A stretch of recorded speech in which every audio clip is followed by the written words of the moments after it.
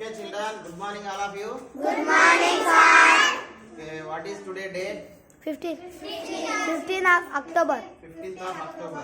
So, do you know the special of this day? Mother's Day.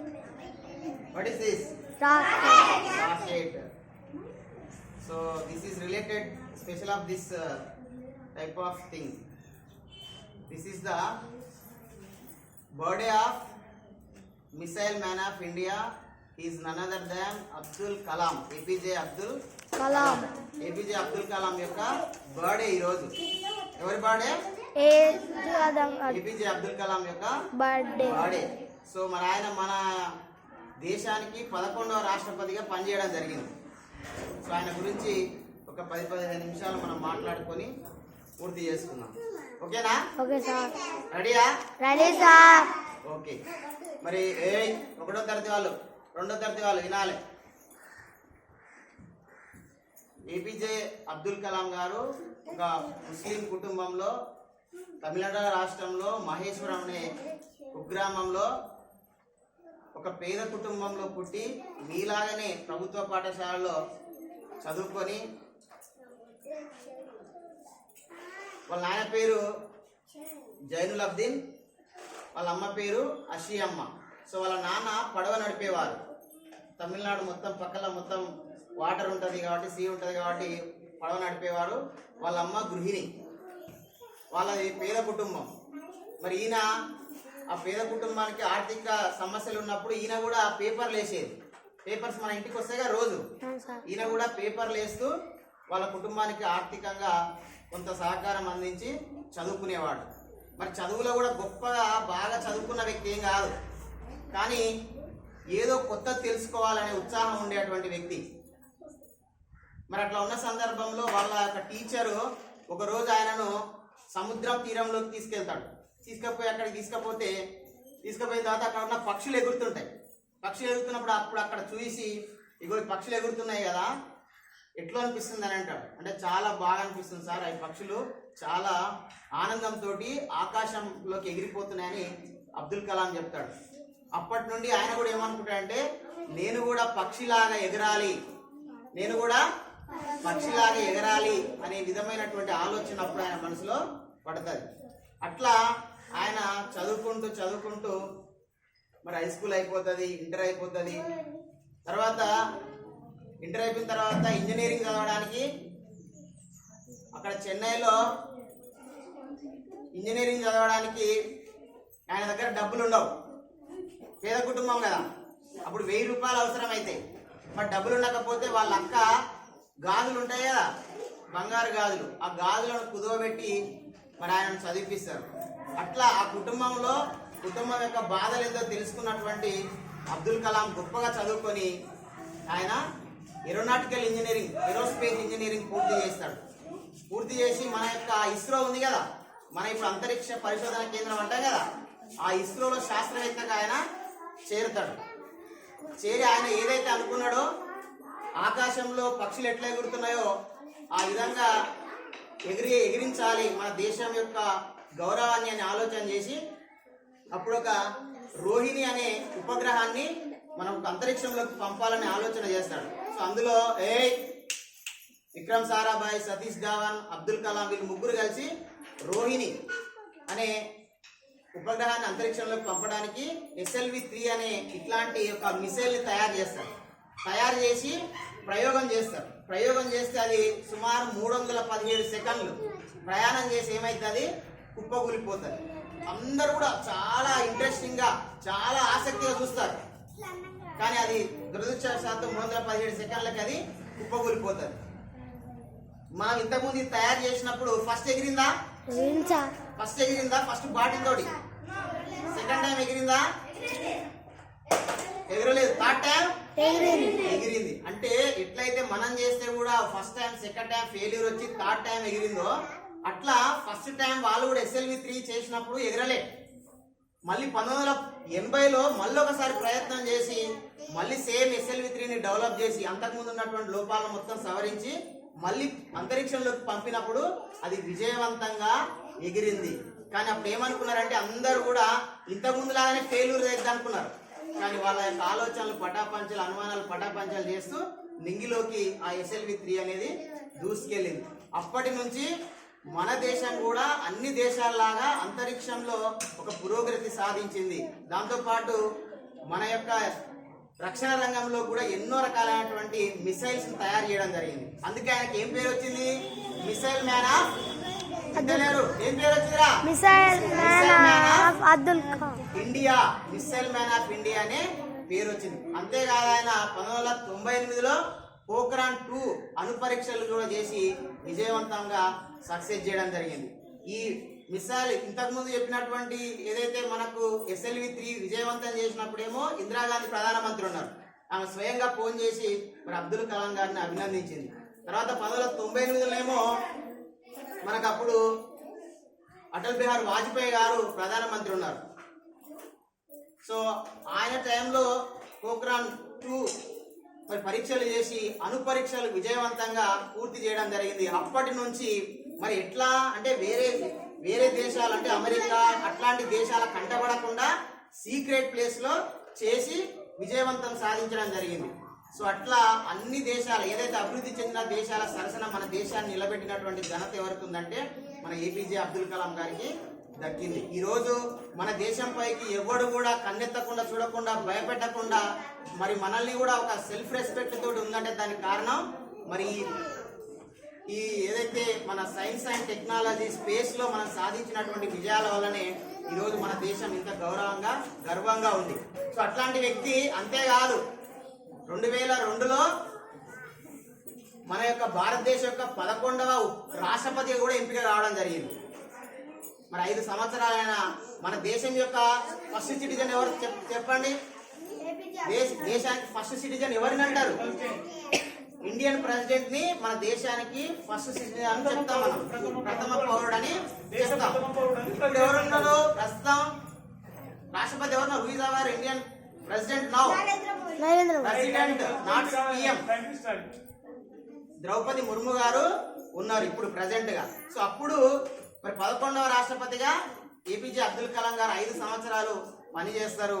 చాలా సాధారణంగా ఉంటారు. అది కూడా మరి అది అయిపోయిన తర్వాత కూడా ఆ రాష్ట్రపతి హోదాలో కూడా మన దేశానికి అభివృద్ధి చెందిన దేశాల సరసన ఉండాలని చెప్పేసి మరి ఇండియా 2020 విజన్ 2020 వరకు మన దేశం అభివృద్ధి చెందాలని ఎన్నో ప్రణాళికలు రూపొందిస్తాడు. కానీ ఇప్పుడు 2026కి వచ్చినాం. మన దేశం అభివృద్ధి సాధించిందా? సాధిస్తూనే ఉంది. సాధించిన దేశాల్లోకి పోలే. అంటే ఇంకా మనందరం కూడా ప్రయత్నం చేయాల్సినటువంటి అవసరం ఉంది. ఆయన చేసినటువంటి ఏదైతే స్ఫూర్తి ఉందో, ఒకరోజు అబ్దుల్ కలాం మీలాగానే ఈ చిన్న పేద కుటుంబంలో ఈ చిన్న స్కూల్లో చదువుకున్నాడు కదా. చదువుకున్నాడు. ఆయన పెద్దగా చదువుకునేది. మార్కులు ర్యాంకులు ఏం రాకపోయేది. 25కి 25 అనేది రాకపోయేది. మామూలుగా చదివేది. కానీ ఆయనలో ఉన్న ఆలోచన ఏంది? కొత్త విషయాలు తెలుసుకోవాలి, కొత్త విషయాలను తెలుసుకోవాలని ఆసక్తి ఉండేది. ఆ ఆసక్తి ఆయనను మిసైల్ మ్యాన్ ఆఫ్ ఇండియాగా చేసింది. మీరు కూడా అందరు విద్యార్థులు, మీరు కూడా మార్కులు వస్తలేవు, నాకు చదువు వస్తలేదు, నాకు చదవడం వస్తలేదు అని బాధపడొద్దు. మీరు కూడా కొత్త విషయాలు నేర్చుకోవడానికి మీరు ఆసక్తి కనబరచాలి. సారుల నుంచి, మీ పక్క వాళ్ళ నుంచి మిమ్మల్ని నేర్చుకోవాలి. ప్రతి విషయాన్ని కూడా ఎందుకు జరుగుతుంది, ఎందుకు, ఏమిటి, ఎలా అనే ఆలోచన చేసి మీరు దాన్ని నేర్చుకోవడానికి ప్రయత్నం చేయాలి. సో ఇట్లా APJ అబ్దుల్ కలాం గారు మరి మనకు శాస్త్రవేత్తగా, ఒక నాయకునిగా, ఒక ప్రొఫెసర్గా ఎన్నో సేవలు అందించారు. చివరికి రాష్ట్రపతి అయిన తర్వాత కూడా ఆయన మళ్ళీ టీచింగ్ ప్రొఫెషన్ ఎంచుకొని మళ్ళీ అక్కడ షిల్లాంగ్లో మరి అక్కడ యువతకు మళ్ళీ టీచింగ్ చేయడం జరిగేది. ఇంకా ఆయన పిల్లలంటే బాగా ఇష్టం. ఆయన చెప్పిన ఒక కొటేషన్ మీకు గుర్తుందా? కలలు కనండి, సాకారం చేయండి. అంటే రాత్రిపూట వచ్చే కలలు కావు, మన భవిష్యత్తులో పెద్దగైన తర్వాత మనం ఏం కావాలి అనేది. సో వాటి కోసం మనం ప్రయత్నం చేసి సాధించుకోవాలని చెప్పడం జరిగింది. కాబట్టి సో ఇట్లా ఆయన చేసిన సేవలకు పద్మభూషణు, పద్మవిభూషణు, మరి భారతదేశ అత్యున్నత పురస్కారము, భారతరత్న, ఇవన్నీ కూడా రావడం జరిగింది. ఒకసారి ఆలోచన చేయండి. మీలాగా పేద కుటుంబంలో పుట్టిన వ్యక్తి, రామాశ్రమం అనే కుగ్రామంలో పుట్టినటువంటి వ్యక్తి, పేపర్ అమ్ముకున్నటువంటి వ్యక్తి, మరి భారతదేశం ఆ అత్యున్నత స్థానం రాష్ట్రపతికి కాగలిగినట్టే ఆయన వెనక ఉన్నటువంటి ఆయుధం ఏంది? చదువు. ఏంది చెప్పాలి? ఏంది? చదువు. ఆ చదువు ఒక్కటే మిమ్మల్ని అత్యున్నత స్థాయిలోకి తీసుకెళ్తుంది జీవితంలో. కాబట్టి మీ అందరినీ రిక్వెస్ట్ చేసేది ఏంటంటే మీ అందరూ కూడా బాగా చదువుకోండి. చదువు అంటే ర్యాంకులు మార్కులే కాదు, మీ చుట్టూ ఉన్నటువంటి పరిసరాలను పరిశీలించండి. ఎందుకు ఏం జరుగుతుంది అనేది దాని వెనుక ఉన్నటువంటి కారణాన్ని మీరు అన్వేషించండి. మీరు కూడా గొప్ప శాస్త్రవేత్తగా ఎదిగే విధంగా ప్రయత్నం చేయండి. మరి అబ్దుల్ కలాం గారు చివరికి మరి షిల్లాంగ్ లో, మేఘాలయలో ఉన్నటువంటి షిల్లాంగ్ లో యువతకు స్ఫూర్తి నింపే విధమైనటువంటి ఒక ప్రసంగం చేస్తూ 2015 జూలై 27న మరి కుప్పకూలడం జరుగుతుంది. మరి ఆ తరంతరం ఆయన గుండెపోటుతోటి మరణించడం జరుగుతుంది. అంటే తన జీవితం మొత్తం పెళ్లి చేసుకోకుండా మన సమాజంలో ఉన్నటువంటి వాళ్ళే తన పిల్లలుగా, మన దేశమే తన కుటుంబంగా భావించి మనకి మన దేశంలో ఎన్నో సౌకర్యవంతంగా ఎంతో గొప్పగా గర్వంగా ఉండే విధంగా ప్రయత్నం చేసినటువంటి ఏపీజే అబ్దుల్ కలాం గారిని మనందరం స్ఫూర్తిగా తీసుకుందామా? తీసుకోవాలి. మన జీవితంలో ఎన్నో సమస్యలు వస్తాయి, ఎన్నో ఆటంకాలు వస్తాయి, ఎన్నో విఫల ప్రయత్నాలు అవుతాయి. కానీ మనం లక్ష్యం చేరే వరకు మీరందరూ కూడా ప్రయత్నం చేయాలి. ఏపీజే అబ్దుల్ కలాం లాగా ఈ దేశానికి మీరందరూ కూడా సేవలు అందించాలని ఈ సందర్భంగా మీ అందరినీ కోరుకుంటూ, చేస్తారా? అవుతారా? శాస్త్రవేత్తలు అవుతారా? ప్రెసిడెంట్స్ అవుతారా? అనుకుంటే ఏదైనా సాధ్యమే. అనుకోకపోతేనే ఏది కాదు. అనుకుంటే ఏదైనా సాధ్యం. కాబట్టి మీరందరూ అనుకుని భవిష్యత్తులో గొప్ప స్థాయికి వెళ్ళాలని మరి దీనిపైన ఒక 2 నిమిషాలు సంగీత మేడాన్ని నా request, Sangeeta madam to give message on this occasion. Good morning, students. Good morning madam. ఎవరిది ఈరోజు బర్త్డే నానా? ఏపీజే అబ్దుల్ కలాం. అక్టోబర్ 15, 1931లో ఏపీజే అబ్దుల్ కలాం గారు జన్మించారు. అవునా? అవును. ఏపీజే అంటే ఏంటి? ఏపీజే అంటే ఏంటి? ఏపీజే అబ్దుల్ కలాం అంటాం కదా. ఏపీజే అంటే ఏంటి? అబుల్ పకీర్ జైనులబ్దీన్ అబ్దుల్ కలాం. సార్ పూర్తి పేరు అది. అవునా? ఎక్కడ? తమిళనాడులోని రామేశ్వరంలో. అంటే మన దేశమేనా? ఇండియానేనా? ఇండియానేనా? అవును మేడం. అయితే ఇప్పుడు ఆల్మోస్ట్ పాయింట్స్ సార్ అన్ని కవర్ చేశారు. మేము ఎంతమంది గురించి చెప్పినా ఏం చెప్పినా అందులో ఫైనల్ కంక్లూజన్ మాత్రం ఒకటే, మీరందరూ కూడా మంచిగా చదువుకోవాలి అని. అయితే ఒక చిన్న ఎగ్జాంపుల్. ఒకసారి అబ్దుల్ కలాం సారు ఒకరే నది తీర ప్రాంతంలో కూర్చొని ఉన్నారు. అయితే అతను ఆకాశంలో పక్షులు ఎగురుతున్నాయంట. ఆకాశంలో పక్షులు ఎగురుతుంటే వాటిని చూసి అబ్జర్వ్ చేస్తున్నాడు. అంటే ఇప్పుడు మనమైతే ఏం ఆలోచిస్తాం? ఆ పక్షులను రాయి తీసుకొని కొట్టడము, మనం పట్టించుకోము. అవి పోతే మనకెందుకులే అనే థాట్లో మనం ఉంటాం. బట్ సార్ ఎట్లా ఆలోచించింది అబ్దుల్ కలాం గారు అంటే, ఆకాశంలో పక్షులు ఎగురుతున్నాయి అంటే మనుషులైనా ఎగరొచ్చు, ఏమైనా ఎగరొచ్చు కదా, మనం ఎందుకు ఎగరలేము అని రాకెట్ ని కనుగొన్నారు. ఎవరు కనుగొన్నారు రాకెట్ ని? ఏపీజే అబ్దుల్ కలాం. మనుషులు వెళ్ళారా మనుషులు? మరి మనుషులు కూడా ఇప్పుడు మనం కూడా ఆకాశంలో స్పేస్ పైకి వెళ్తున్నాం కదా. మనం ప్రీవియస్ ని కూడా స్పేస్ ని కూడా సెలబ్రేట్ చేస్తున్నాం కదా. అవునా? సో మనం ప్రతి ఒక్కటి ఎన్ని చెప్పుకున్నా, ఎంతమంది గురించి చెప్పుకున్నా కానీ మన ఫైనల్ కంక్లూజన్ మాత్రం మనం మంచిగా చదువుకోవాలి. ఏ సక్సెస్ అనేది ఒకసారి రాదు నాన్న. అబ్దుల్ కలాం గారు ఎన్నో కష్టాలు పడిరు. చాలా వాళ్ళదేంటి పూర్ ఫ్యామిలీ. సార్ చెప్పారు పేపర్ చేసుకునే వాళ్ళు. ఇప్పుడు మనం అందరం రిచ్ కుటుంబంలో పుట్టినామా? బై బర్త్ మనం రిచ్ ఫ్యామిలీనా? కాదు, మనము చాలా పేద కుటుంబంలోనే పుట్టినాం. కానీ మనల్ని మనం ప్రూవ్ చేసుకునే మనకు ఒక వెపన్ ఉంది. ఆ వెపన్ ఏంటి? చదువు. ఏంటి వెపన్? చదువు. Very good. Education gives everything. చదువు అనేది మనకి అన్ని ఇస్తుంది. For example Thomas Alva Edison తెలుసా మీకు? తెలుసు మేడం. సారు బల్బుని కనుగొన్నాడు. అవునా? ఫస్ట్ ఒకసారిగా బల్బు సక్సెస్ అయ్యిందా? కాలేదు. చాలా టైమ్స్ 99 టైమ్స్ ఫెయిల్ అయ్యారు. అయినా కానీ వదిలిపెట్టిరా, నాకు రావట్లేదు గివ్ అప్ ఇచ్చిరా? లేదు. మనకు సక్సెస్ అది వచ్చే వరకు మనము సక్సెస్ రావాలి. మనం ఏదో ఒక డూ ఆర్ డై అదన్నా రావాలి. మనం సంథింగ్ ఏదో ఒకటి. కానీ మనకి సక్సెస్ అనేది వదిలిపెట్టకూడదు. అవునా కాదా? అదే విధంగా ఇప్పుడు సివి రామాంజరావు తెలుసు కదా. రామాంజరావు మ్యాథమెటిక్స్ తెలుసు కదా. సార్ అసలు మ్యాథ్స్ అనేది సార్ అసలు రాదంట. 10th క్లాస్ లో సార్ ఫెయిల్ అయిన సబ్జెక్టు మ్యాథ్స్. కనుక మన మ్యాథమెటిక్స్ అంటే మన బ్రెయిన్ లో ఎవరు స్ట్రైక్ అవుతారు? శ్రీనివాస రామాంజరావు సారే కదా. సో మనకు ఏదైతే మనం ఎక్కడైతే పడిపోతున్నామో దాన్ని మనం ఫౌండేషన్ గా స్టార్ట్ చేయాలి. మనం ఫౌండేషన్ గా తీసుకుంటే అది మనల్ని పైన నిలబెడుతుంది. అవునా కదా? ఫైనల్ గా మేము ఎన్ని ప్రోగ్రామ్స్ కండక్ట్ చేసినా, మేము ఏం చెప్పినా మీరు మంచిగా చదువుకోవాలి. ఇప్పుడు మేమందరము మేము ఎన్నోసార్లు చెప్పిన మేమందరము బ్యాక్వర్డ్ అని. అయినా కానీ ఈ రోజు మేము ఇక్కడికి వచ్చి మీకు చెప్తున్నామంటే చదువు వల్ల మాత్రమే. ఇప్పుడు వేరే వాళ్ళు మమ్మల్ని టీచర్, మేడం, సార్ వాళ్ళని రెస్పెక్ట్ చేశారు కదా, దానికి కారణం ఏంటి? మమ్మల్ని చూసా మేమున్న టీచర్ అనే పొజిషన్ లో, అంటే ఆ టీచర్ పొజిషన్ కి రావడానికి కారణం ఏంటి? ఎడ్యుకేషన్ చదువు మాత్రమే మనకి ఏదైనా ఇస్తుంది. అవునా కదా? సో మీరందరూ డిసిప్లైన్ గా ఉండాలి. ఫస్ట్ మనకు ఎడ్యుకేషన్ రావాలంటే డిసిప్లైన్ గా ఉండాలి. ఇప్పుడు ఎంతో మంది మన దేశంలో గొప్ప వాళ్ళు పుట్టిరు. అంత గొప్ప వాళ్ళు పుట్టిన దేశంలో మనం ఉన్నామంటే మనం కూడా సంథింగ్ చేయాలి. మన దేశానికి ఉపయోగపడే విధంగానో, మన జిల్లాకు ఏదో ఒకటి, మన గ్రామానికి ఏదో ఒక విధంగా. ఇప్పుడు ఎన్నో కష్టాలు పడ్డారు అబ్దుల్ కలాం సార్. ఇప్పుడు ఆయన చనిపోయిన రోజు ఎంతో మంది బాధపడ్డారు. ఎందుకు బాధపడ్డారు? మనం చనిపోతే కనీసం ఫ్యామిలీ రిలేటివ్స్ అయినా మర్చిపోతారేమో, కానీ మనం ఇంకా గుర్తుపెట్టుకున్నాము. ఎందుకు గుర్తుపెట్టుకున్నాము? వాళ్ళు చేసిన త్యాగాలు అట్లా ఉన్నాయి. అవునా కదా? సో మనం కూడా ఒక వాళ్ళు పుట్టిన దేశంలో పుట్టినాం కాబట్టి వాళ్ళలాగా ఉన్నత పదవులను, ఉన్నత చదువులను మనం కూడా చదువుకొని మంచి పొజిషన్ లో ఉండాలి. ఓకేనా? Thank you. Okay madam, welcome. So madam చెప్పిన విషయాలన్నీ అర్థమైనవా? అబ్దుల్ కలాము అంత గొప్ప స్థాయికి పోయిందంటే దానికి కారణము చదువు, ఆయనకు ఉన్నటువంటి పట్టుదల. సో ఆ రెండే కారణంతో అంత గొప్ప స్థాయికి పోయింది. కాబట్టి సో మీరు కూడా బాగా చదువుకొని గొప్ప స్థాయికి వెళ్ళాలి. మనకి ఇన్ఫర్మేషన్ చాలా ఉంది, సమాచారం చాలా ఉంది, కానీ మనకి ఇన్స్పిరేషన్ లేదు.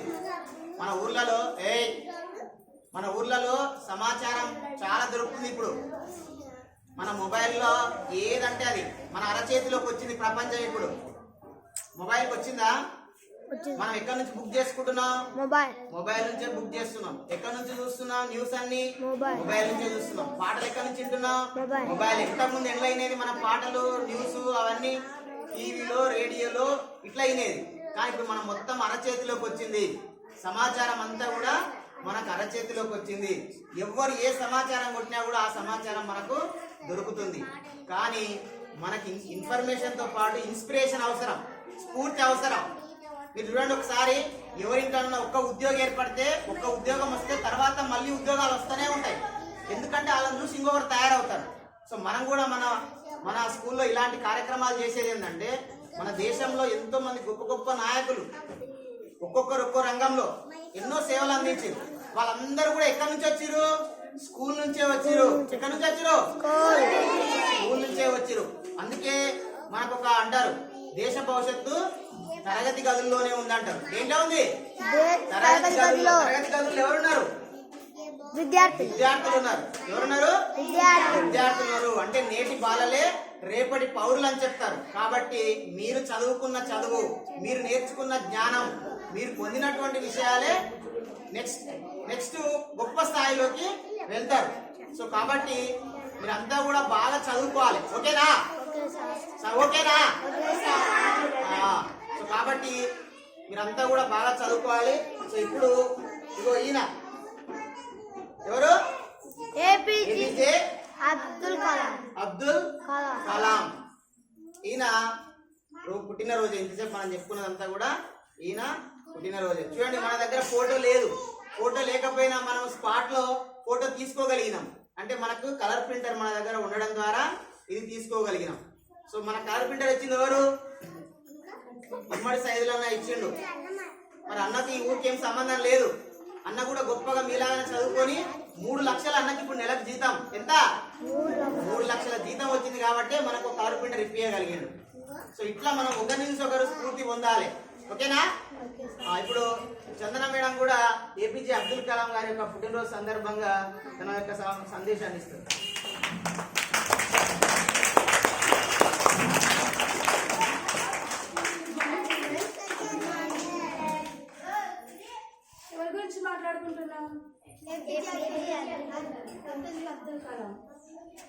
చేశారు దేశం కోసం?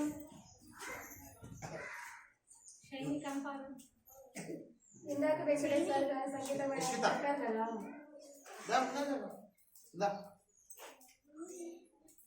ఏపీజే అబ్దుల్ కలాం గారు 1931 అక్టోబర్ 15వ తేదీన జన్మించారు.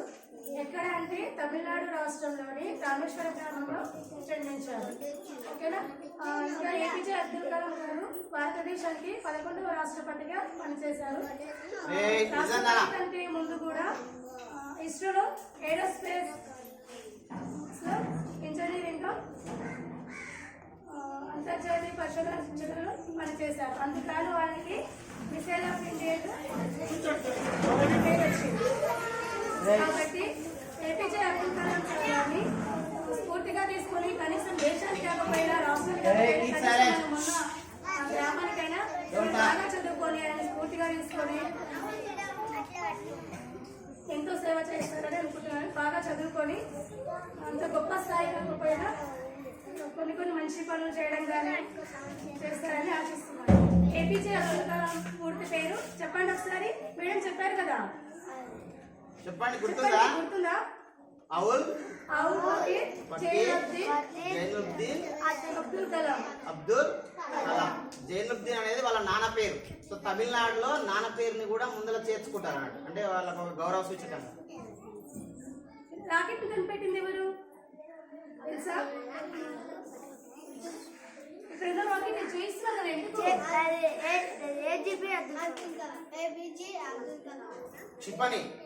క్షిపణిని ప్రయోగించింది మన దేశంలో మొట్టమొదటిసారిగా దాన్ని సక్సెస్ఫుల్ గా చేసింది అబ్దుల్ కలాం. పాత్ర గొప్పగా ఉన్నట్టు అందులో. Okay madam, thank you for giving this valuable message.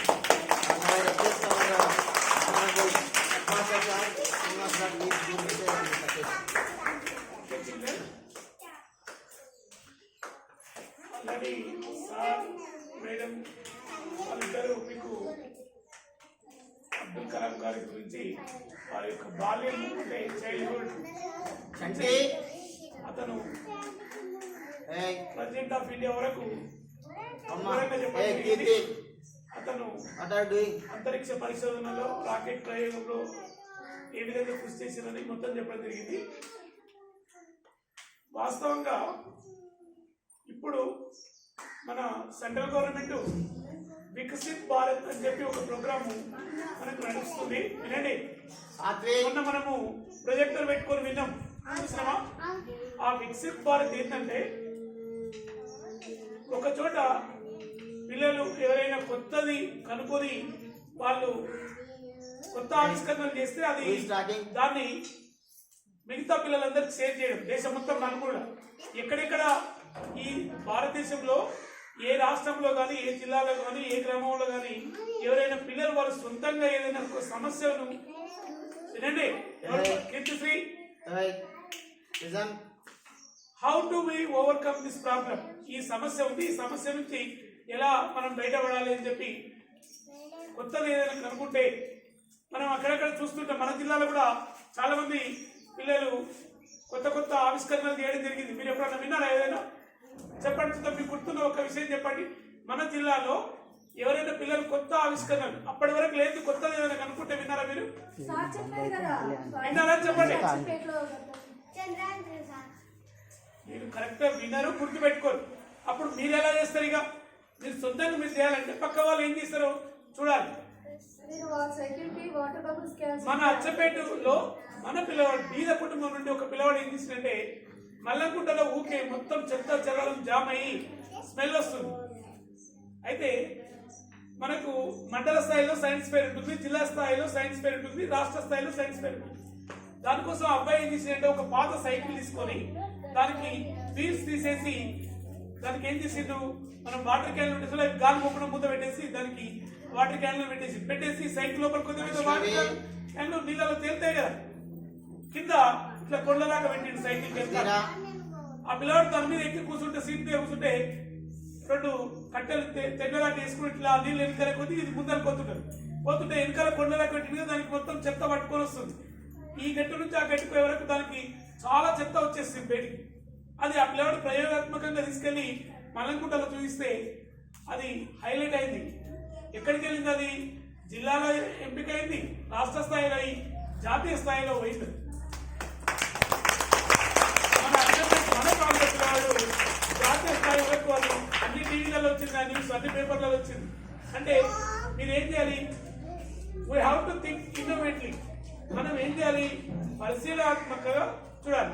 చూడండి, మీరు ఇంతనా జస్ట్ అంటే మీరు మేమే చిన్న ఉన్నప్పుడు జరిగినటువంటి సంఘటన అది వినండిరా.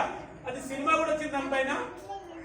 కొన్ని ఇలాంటి కొత్త కొత్త ఆవిష్కరణలు చేస్తే దాన్ని సినిమా తీసి ఆ సినిమా అంతంలో చివరిలో ఒరిజినల్ గా ఎవరు కనుక్కున్నారు ఏందనేది ఆ పర్సన్స్ ని వాళ్ళందరూ చూపిస్తారు. మీరు అలాంటి సినిమాలు చూడాలి. మన నల్గొండ జిల్లాకి వచ్చి విమనశ్రీ ఈ చేనేత కార్మికులు ఎక్కువగా ఉన్నారు నల్గొండ జిల్లాలో, చెర్లపల్లి అదంతా.